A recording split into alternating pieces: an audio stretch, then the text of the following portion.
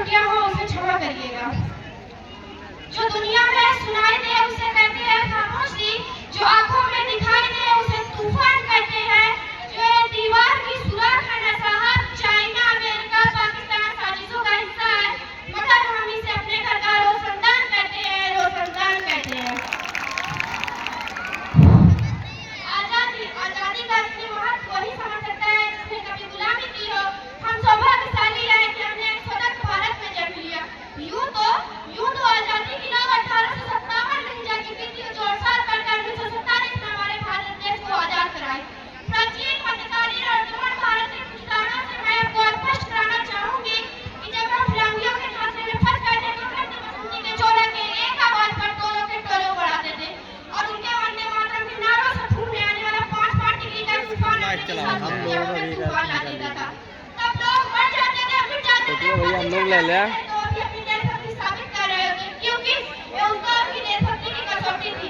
इसके बाद 62, 65 और 71 के युद्धों में अपना भूखा गवा देने वाली औरत जब घर के ये हालात हो जाया करते थे कि प्यार भी भरपूर गया मांग कर सिंदूर गया, कि प्यार भी भरपूर गया मांग कर सिंदूर गया, नन्हे नौनिहालों की लखोटियां चली गई, छोटी छोटी बेटियों की चोटियां चली गई, भाई की पढ़ाई गई, बाप की कमाई गई, एक ऐसा विस्फोट हुआ पता नहीं चला जिसमें की सारी बोटियां चली गई।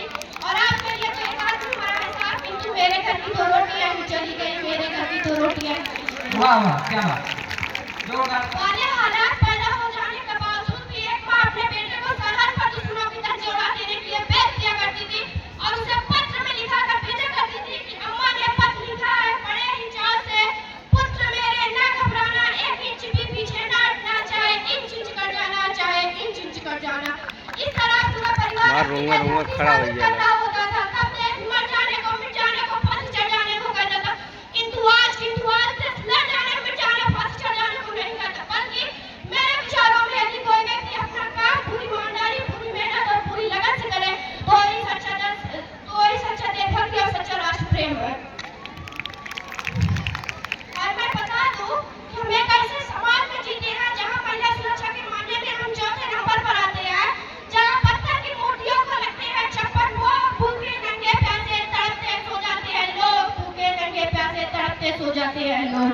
मजदूर को मजदूर समझिए मजबूर नहीं, मजदूर को मजदूर समझिए मजबूर नहीं, गरीबों का कीजिए दान नहीं, और यदि दान देने के इच्छुक है तो रक्त दान दीजिए और मरने के बाद किसी को अंग दान देकर जीवन दान दीजिए। तालियों के साथ उत्साहवर्धन करते रहिए आप बराबर। जरा सोचो ये पेड़ पौधे भी और ये शाखाएं परेशान हो जाए, जरा सोचो ये पेड़ पौधे और शाखाएं भी परेशान हो जाए अगर परिंदे भी हिंदू और मुसलमान हो जाए, हिंदू और मुसलमान हो जाए। और मैं अंत में बस इतना ही कहना चाहूंगी कि मेरा भारत महान था, महान है और महान रहेगा। मेरा भारत महान था, महान रहेगा और होगा सबके दिलों में हौसला बुलंद।